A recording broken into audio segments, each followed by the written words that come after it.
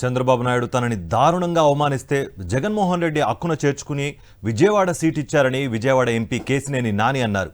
అందుకే జగన్మోహన్ రెడ్డికి జీవితాంతం రుణపడి ఉంటానన్న నాని విజయవాడ లోక్సభ నియోజకవర్గంలో హ్యాట్రిక్ విజయం సాధించి జగన్మోహన్ రెడ్డికి కానుగ్గా ఇస్తానని భరోసా ఇచ్చారు.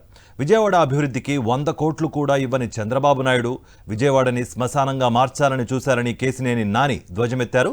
అదే విజయవాడను అద్భుతంగా అభివృద్ధి చేయడానికి జగన్మోహన్ రెడ్డి ఎన్నో నిర్ణయాలు తీసుకున్నారని ఆయన కొనియాడారు.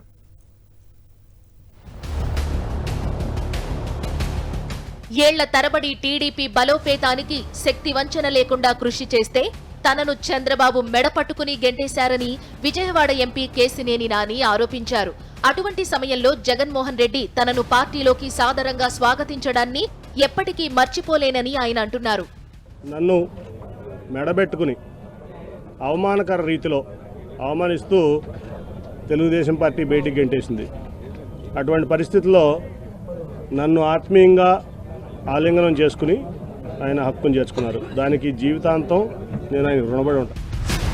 అమరావతి అభివృద్ధి ముసుగులో విజయవాడను శ్మశానంగా మార్చేశారని చంద్రబాబుపై నిప్పులు చెరిగారు నాని. సెంట్రల్ గవర్నమెంట్ ఫండ్స్ నేను తెచ్చిన ఫండ్స్ తప్ప ఒక 100 కోట్లు విజయవాడకి ఇచ్చారని చంద్రబాబు నాయుడు గారిని పబ్లిక్గా ప్రశ్నించారు.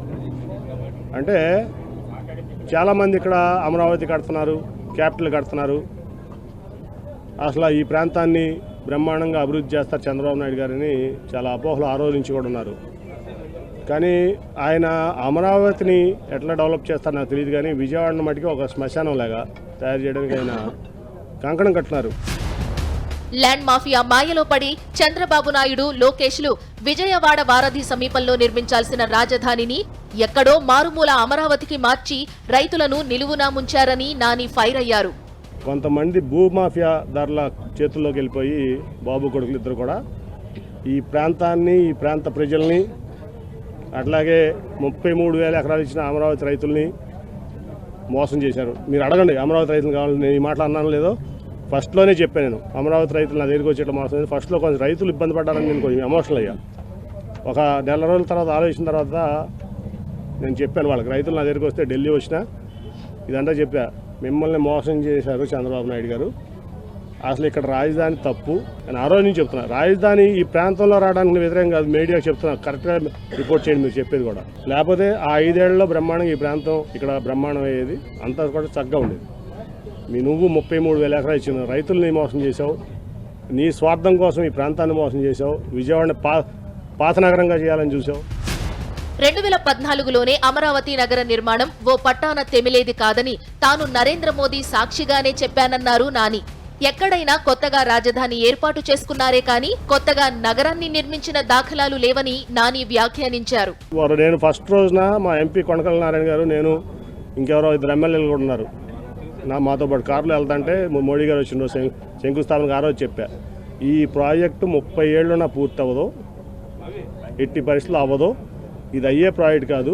ఎందుకంటే ఈ ప్రపంచంలో ఏ రాజైనా కోట కట్టాడు కానీ నగరాన్ని నిర్మించిన రాజు లేడు. వాడు కోట కట్టుకున్నాడు, కోటలో కావాల్సినటువంటి సెక్రటరియట్లో లేకపోతే ఏదో కట్టుకున్నాడు తప్ప ఎవరో కూడా నగరాన్ని నిర్మించిన రాజు లేడు.